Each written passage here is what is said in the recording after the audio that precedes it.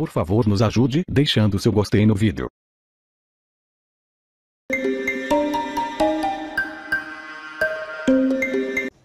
A Justiça Federal em Brasília aceitou a denúncia e o ex-presidente Lula se tornou réu em mais um processo. Ele vai responder por corrupção passiva, acusado de negociar propina para prorrogar incentivos fiscais para montadoras quando era presidente. No centro da acusação está a medida provisória 471. Esse texto prorrogou a validade de incentivos fiscais a montadoras de veículos nas regiões Norte, Nordeste e Centro-Oeste. O Ministério Público afirma que houve promessa de pagamento de propina de empresas em troca da edição da MP. O juiz Valisney de Oliveira, da Justiça Federal em Brasília, viu indícios suficientes para transformar 7 investigados em réus.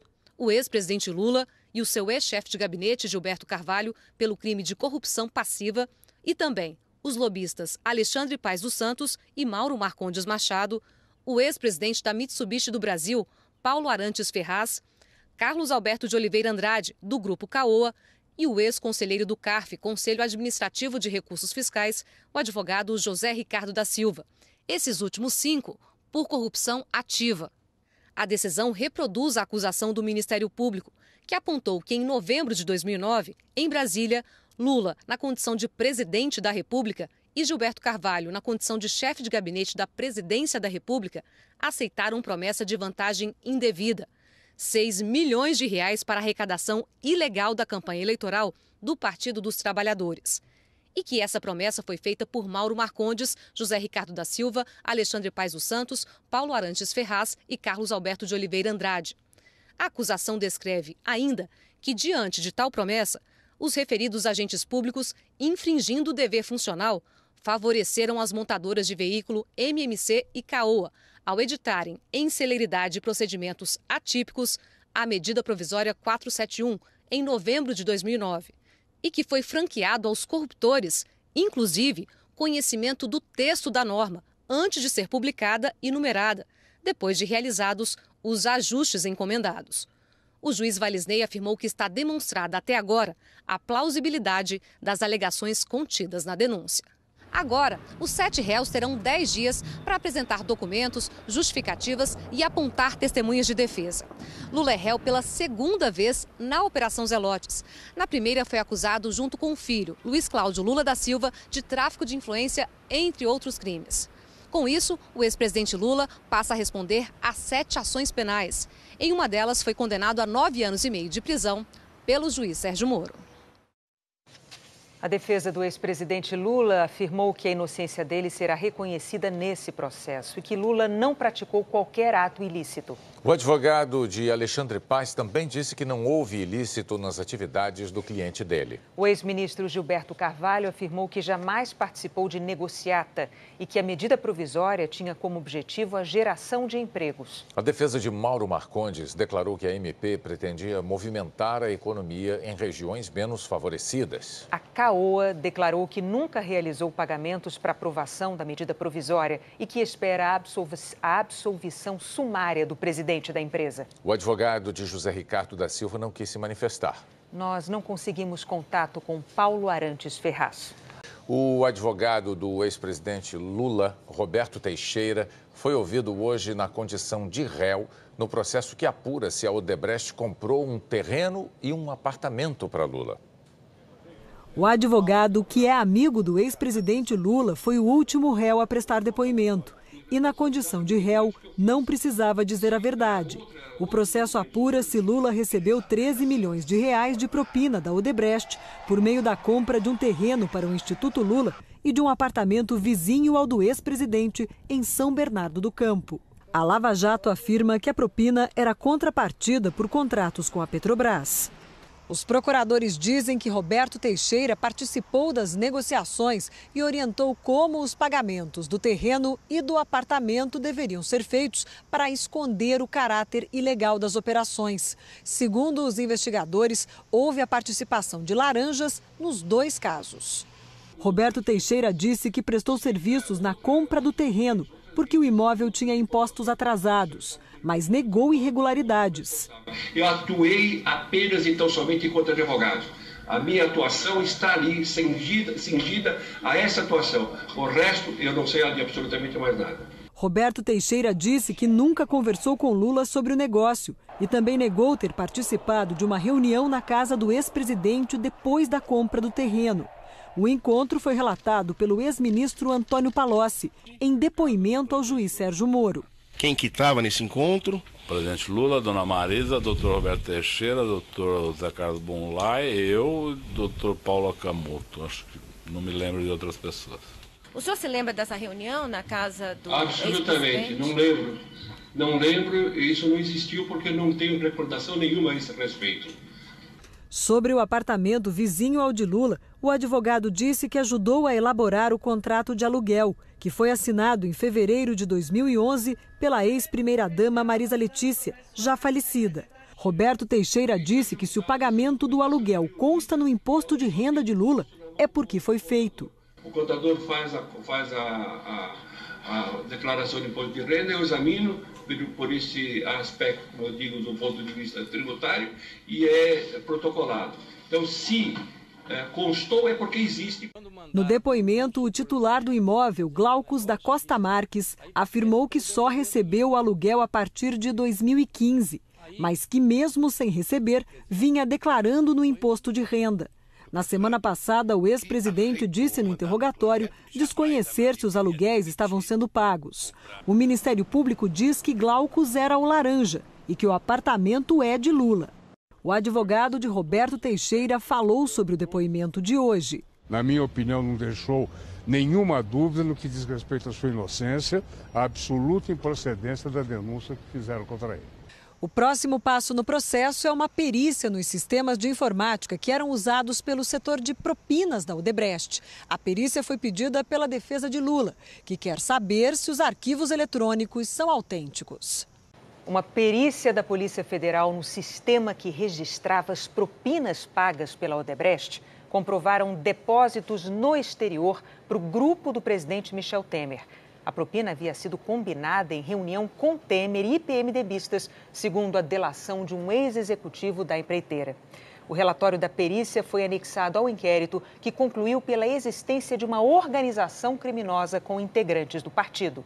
A promessa do pagamento de propina teria sido feita em uma reunião no escritório político de Michel Temer, no dia 15 de julho de 2010. Que contou com a presença dos executivos da Odebrecht, Márcio Faria e Rogério Araújo, do operador do PMDB, João Augusto Henriques, do próprio Temer, dos ex-deputados Eduardo Cunha e Henrique Eduardo Alves. Segundo Márcio Faria, ficou acertado que a Odebrecht pagaria ao PMDB propina de 4% do valor do contrato assinado entre a Petrobras e a construtora no dia 26 de outubro de 2010, no valor aproximado de 800 milhões de dólares.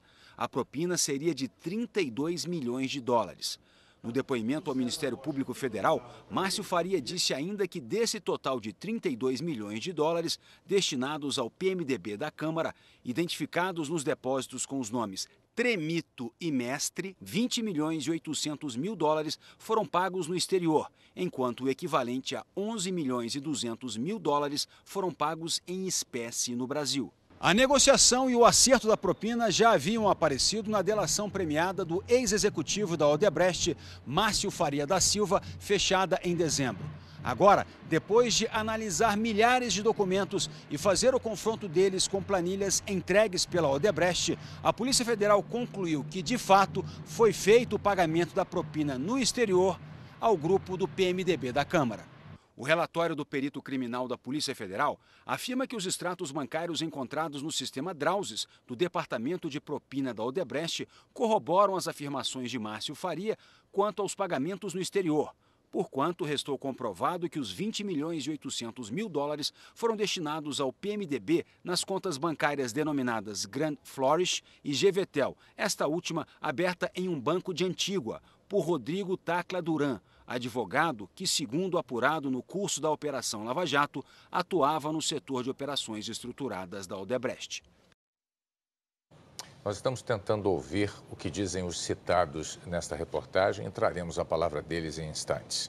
Nós voltamos a falar agora sobre a perícia da Polícia Federal que confirmou pagamentos no exterior de propina da Odebrecht ao PMDB. Vamos ver o que dizem os citados.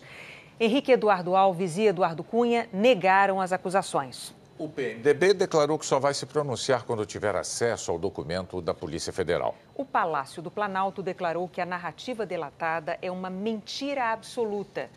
O Planalto, segundo ainda em nota, o Planalto negou que Michel Temer tenha se reunido com os participantes para tratar de valores ou de contratos da Petrobras.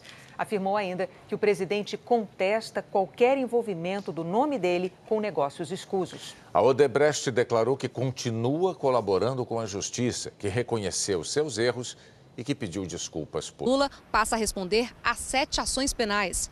Em uma delas foi condenado a 9 anos e meio de prisão pelo juiz Sérgio Moro.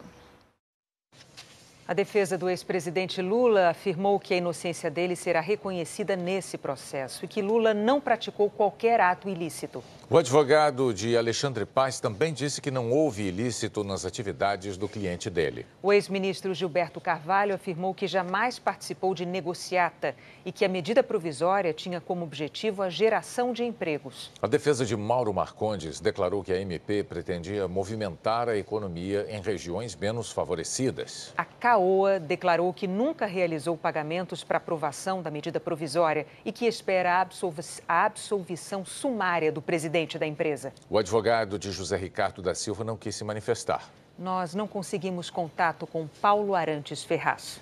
O advogado do ex-presidente Lula, Roberto Teixeira, foi ouvido hoje na condição de réu no processo que apura se a Odebrecht comprou um terreno e um apartamento para Lula. O advogado, que é amigo do ex-presidente Lula, foi o último réu a prestar depoimento. E na condição de réu, não precisava dizer a verdade.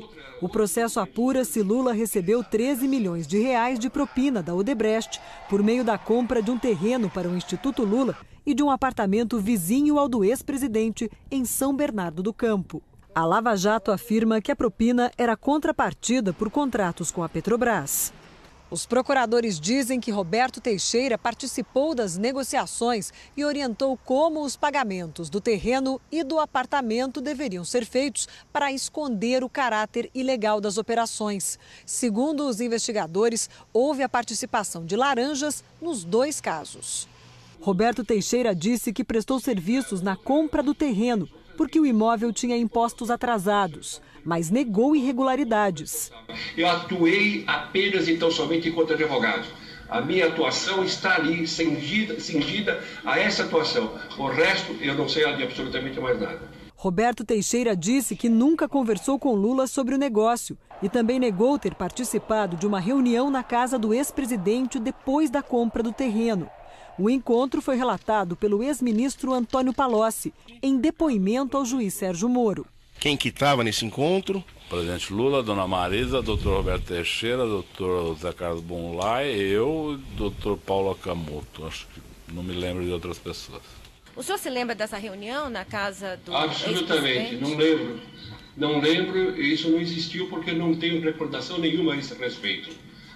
Sobre o apartamento vizinho ao de Lula, o advogado disse que ajudou a elaborar o contrato de aluguel, que foi assinado em fevereiro de 2011. Não praticou qualquer ato ilícito. O advogado de Alexandre Paes também disse que não houve ilícito nas atividades do cliente dele. O ex-ministro Gilberto Carvalho afirmou que jamais participou de negociata e que a medida provisória tinha como objetivo a geração de empregos. A defesa de Mauro Marcondes declarou que a MP pretendia movimentar a economia em regiões menos favorecidas. A CAOA declarou que nunca realizou pagamentos para aprovação da medida provisória e que espera a absolvição sumária do presidente da empresa. O advogado de José Ricardo da Silva não quis se manifestar. Nós não conseguimos contato com Paulo Arantes Ferraz.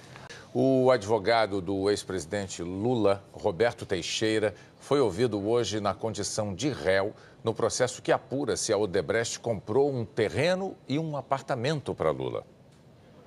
O advogado, que é amigo do ex-presidente Lula, foi o último réu a prestar depoimento. e, na condição de réu, não precisava dizer a verdade. O processo apura se Lula recebeu 13 milhões de reais de propina da Odebrecht por meio da compra de um terreno para o Instituto Lula e de um apartamento vizinho ao do ex-presidente em São Bernardo do Campo. A Lava Jato afirma que a propina era contrapartida por contratos com a Petrobras. Os procuradores dizem que Roberto Teixeira participou das negociações e orientou como os pagamentos do terreno e do apartamento deveriam ser feitos para esconder o caráter ilegal das operações. Segundo os investigadores, houve a participação de laranjas nos dois casos. Roberto Teixeira disse que prestou serviços na compra do terreno, porque o imóvel tinha impostos atrasados, mas negou irregularidades. Eu atuei apenas e tão somente enquanto advogado. A minha atuação está ali, cingida a essa atuação. O resto, eu não sei de absolutamente mais nada. Roberto Teixeira disse que nunca conversou com Lula sobre o negócio e também negou ter participado de uma reunião na casa do ex-presidente depois da compra do terreno. O encontro foi relatado pelo ex-ministro Antônio Palocci, em depoimento ao juiz Sérgio Moro. Quem que estava nesse encontro? Presidente Lula, dona Marisa, doutor Roberto Teixeira, doutor Zé Carlos Bonlai, eu e doutor Paulo Acamoto. Acho que não me lembro de outras pessoas. O senhor se lembra dessa reunião na casa do Absolutamente, não lembro. Não lembro, isso não existiu porque não tenho recordação nenhuma a esse respeito. Sobre o apartamento vizinho ao de Lula, o advogado disse que ajudou a elaborar o contrato de aluguel, que foi assinado em fevereiro de 2011 pela ex-primeira-dama Marisa Letícia, já falecida. Roberto Teixeira disse que se o pagamento do aluguel consta no imposto de renda de Lula, é porque foi feito. O contador faz a declaração de imposto de renda. Nas regiões Norte, Nordeste e Centro-Oeste. O Ministério Público afirma que houve promessa de pagamento de propina de empresas em troca da edição da MP. O juiz Valisney de Oliveira, da Justiça Federal em Brasília, viu indícios suficientes para transformar 7 investigados em réus.